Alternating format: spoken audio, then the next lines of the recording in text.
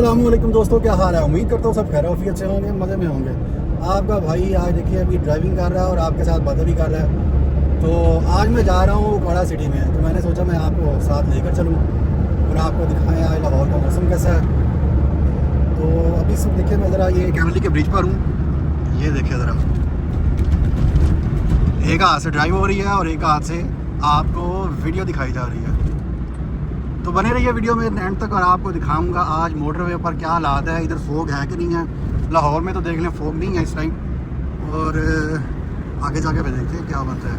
तो चलिए मेरे साथ रहिएगा दोस्तों। लाहौर से उकाड़ा के दरमियान सफ़र तो चलता ही रहेगा। इस दौरान मैं आपके साथ चंद बातें शेयर करना चाहता हूँ जिससे हमारा सफ़र और भी अच्छा गुजरेगा। तो दोस्तों, मैं आपको एक रेसिपी बताना चाहता हूँ। आप बैठे बैठे ये सोचें कि जो आपकी आज उम्र है, आज से पहले आपकी ज़िंदगी में जो कुछ भी हुआ है, मैं उसके ऊपर लकीर फेर देता हूँ। इस चीज़ को आप अपने जहन के अंदर एक्सरसाइज करने की कोशिश करें। आप अपने जहन के अंदर ये सोच लाएं कि मेरी ज़िंदगी में अब तक जो कुछ भी हुआ है, चाहे वो अच्छा है, चाहे वो बुरा है, चाहे वो गंदा है, जैसा भी है, आप उसके ऊपर लकीर फेर दें, आप उसके ऊपर क्रॉस लगा दें। और आगे जो मेरी ज़िंदगी बच गई है उसके लिए मैं एक प्लानिंग करूँगा। अच्छा, जो ज़िंदगी में पहले हो चुका है उसमें दो तरीके से गलत हो सकता है, अच्छा भी हो सकता है। अगर अच्छा हुआ है तो अल्लाह ताला का शुक्र अदा कीजिए, और अगर आप एक्सेस कर सकते हैं कि आपकी ज़िंदगी में कुछ गलत हुआ है तो वो दो तरीके से गलत हुआ है। यानी कि पॉसिबिलिटी है कि दो तरीके से गलत हो सकता है। एक तरीके से ऐसे गलत हो सकता है कि आपने अल्लाह ताला का कोई हक मारा हो। मैं मिसाल के तौर पे आपको बताता हूँ कि जैसे कि आपने नमाज़ें नहीं पढ़ी, बिलफर्ज आपकी उम्र 50 साल है लेकिन आपने नमाज़ें बिल्कुल नहीं पढ़ी। अच्छा, फ़र्ज़ करते हैं कि आपने अल्लाह ताला के बहुत सारे हकूक़ पूरे नहीं किए। अगर तो ऐसा मामला है तो ये फिर आपको मुबारक हो, तो ये मामला तो बहुत आसानी के साथ सुलझने वाला है। इसके लिए तो रात के वक्त के 2 आंसू ही काफ़ी हैं, और आपकी और मेरी नीयत के बकदर इसका डिसीजन तो अभी बैठे बैठे अपने पिछले गुनाहों की माफ़ी मांग लें, दिल में तौबा कर लें, तो इंशाल्लाह ताला ये चैप्टर तो आपका अभी के अभी क्लोज़ हो जाएगा। लिहाजा आपने जो भी कुछ किया है ज़िंदगी में, पहले किसी को कुछ बताने की ज़रूरत नहीं। अगर अल्लाह ताला का कोई हुक्म आपसे सरजद हुआ है और दिल में आपके नदामत आ जाए तो आप उसकी दिल से माफ़ी मांग लें, तो फिर तो आपका समझ लें कि ये चैप्टर तो क्लोज़ हो जाएगा। लेकिन इस चीज़ के लिए भी 3 शराइत लागू होंगी। इन 3 शराइत में से पहली शर्त ये है कि जो माफ़ी मांग रहे हैं, यानी कि जिस काम की आप माफ़ी मांग रहे हैं वो काम आप मौजूदा अभी कर तो नहीं रहे, यानी कि आप वो काम भी करते रहें और साथ साथ माफ़ी भी मांगते रहें, तो ये किसी सूरत भी काबिल कबूल नहीं। इसकी मिसाल कुछ इस तरह से देता हूँ कि समझ लें कि आप शराब पी रहे हो और साथ साथ आप माफ़ी भी मांग रहे हो। यानी कि झूठ बोलने वाला अगर साथ साथ झूठ भी बोल रहा है तो झूठ से माफ़ी भी मांग रहा है। तो पहली तो शर्त ये होगी कि वो उस काम में मुब्तला ना हो जिस काम की वो माफ़ी मांग रहा है। और इसकी दूसरी शर्त ये है कि जिस चीज़ की वो माफ़ी मांग रहा है उस पर उसको पूरी नदामत हो, बजाय इसके कि आप पकड़ दिखाएं, आप अपने जुर्म पर, अपने गुनाह पर और अपने गलत काम पर इतराएं कि भाई क्या हो गया, इसने भी तो किया है, ये भी अगर ऐसा कर सकता है तो मैं भी कर सकता हूँ। ऐसा बिल्कुल भी नहीं होना चाहिए। दिल के अंदर नदामत हो, शर्मिंदगी हो अपने गुनाह के ऊपर। और इन 3 शराइत में से आखिरी और तीसरी शर्त ये है कि जो भी आप गुनाह या कोई गलत काम कर रहे हैं तो उसको दोबारा ना करने का अहद हो। तो किसी बुज़ुर्ग से किसी ने पूछा कि अगर मैं माफ़ी भी मांग लूँ और दोबारा से 2-3 दिन बाद दोबारा से मेरे से वो गलती सरज़द हो जाए तो मैं फिर क्या करूँ। तो उस बुज़ुर्ग ने कहा कि तुम फिर से वो 3 शराइत पूरी कर देना, और फिर से अगर गलती हो तो फिर ये 3 शराइत पूरी कर देना, हत्ता कि मरने से चंद लम्हे पहले तक तुम अपने गुनाहों की माफ़ी मांग सकते हो और पिछले गुनाहों की तौबा मांग सकते हो।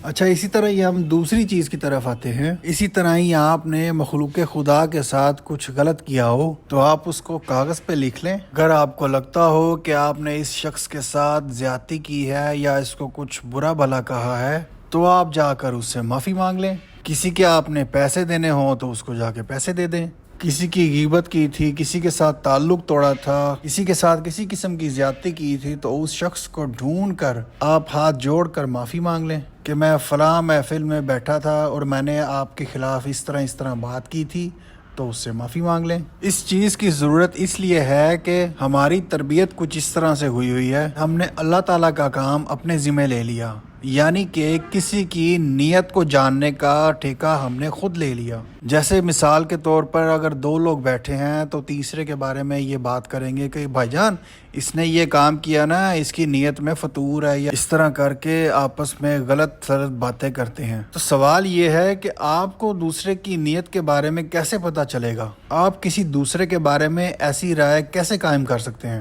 تو میرا بات کرنے کا مقصد یہ ہے کہ یہ دو چیزیں اپنی زندگی سے بالکل نکال دیں، یعنی کہ ان کا چیپٹر بالکل کلوز کر دیں۔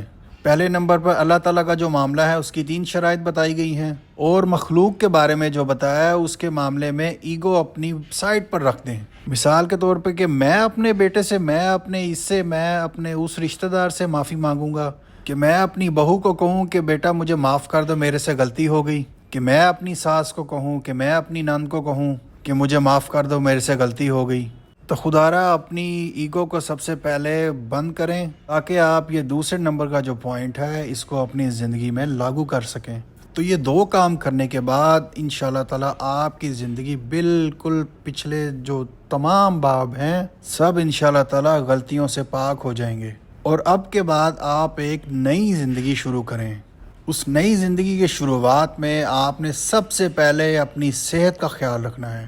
اپنی انویسٹمنٹ اپنی صحت پر کیجیے۔ آپ نے کیا کھانا ہے، کب کھانا ہے، کیسے کھانا ہے اور کہاں سے کھانا ہے، ان چیزوں پر سب سے زیادہ ترجیح دیں۔ اور دوسرے نمبر پہ چیز آتی ہے اپنی نیند کا سب سے زیادہ خیال رکھیں۔ نمبر 3 ایکسرسائز کیجیے۔ نمبر 4 اپنی زندگی سے سٹریس کو جتنا آپ نکال سکتے ہیں نکال باہر پھینکیے۔ جو چیزیں آپ کو سٹریس دیتی ہیں پہلے سب سے دیکھیں وہ جینین ہیں بھی ہیں کہ نہیں ہیں، ان کو نکالنے کی کوشش کریں۔ نمبر 2 کہ یہ آپ جس مرضی حالت میں ہو، آپ کے ذہن میں ہو کہ آپ کے پیدا کرنے والا ایک ہی ہے۔ اس کی جو ضمنی باتیں ہیں کہ آپ کو دین کتنا سیکھنا ہے، کس طرح چلنا ہے، وہ باتیں ایک سائڈ پر، لیکن آپ کو سب سے پہلے اپنے ذہن میں یہ رکھنا ہوگا کہ آپ کے پیدا کرنے والا ایک ہی ہے۔ ہر وقت جب ہم بیٹھے ہوں، کھڑے ہوں، ہمارے ذہن میں ایک ہی خیال ہو کہ ہمارا پیدا کرنے والا اللہ ہے۔ اور دوسرے نمبر پر حضور صلی اللہ علیہ وسلم کی زندگی کا ہم جائزہ لیں، اور جائزہ لے کر یہ کوشش کریں کہ ان کی سیرت کو، ان کی ساری زندگی کو اپنے گھر کے اندر جتنا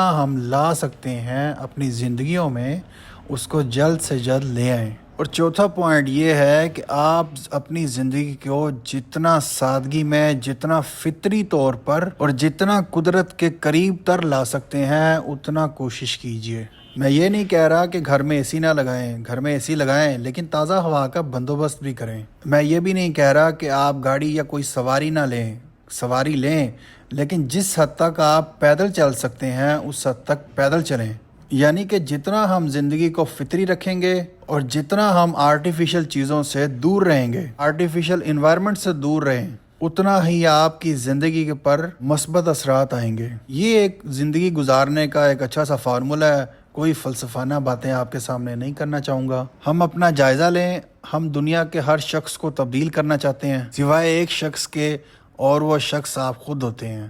یعنی کہ آپ خود کو تبدیل نہیں کرنا چاہتے، آپ چاہتے ہیں کہ زمانہ تبدیل ہو جائے اور آپ وہیں کے وہیں کھڑے رہیں۔ ہم سب سے پہلے اپنی لائف کو چینج کریں اور اپنے ذہن میں یہ رکھیں کہ میرا مقابلہ کسی کے ساتھ نہیں ہے، میرا مقابلہ صرف اپنے آپ کے ساتھ ہے۔ جو میں پرسوں تھا کیا میں کل اس سے بہتر تھا یا اس سے نیچے تھا، اور جو میں کل تھا آج میں اس سے بہتر ہوں کہ نہیں ہوں۔ اگر اس پیرامیٹر کو آپ اپنی زندگی میں ڈال لیں گے تو انشاءاللہ تعالی آپ کی زندگی بہت خوبصورت ہو جائے گی۔ میں آپ کو ایک چیز یاد کروانا چاہتا ہوں جس کا نام ہے موت۔ دنیا میں ایسے بہت سارے لوگ ہیں جو اللہ کو نہیں مانتے، کوئی لوگ ہیں جو ہمارے نبی پاک صلی اللہ علیہ وسلم کو نہیں مانتے، لیکن وہ اس چیز کو مانتے ہیں کہ موت برحق ہے، یعنی کہ موت پر آ کر ان کی سوئی بالکل اٹک جاتی ہے کہ وہ موت سے آگے کچھ بھی نہیں ہے۔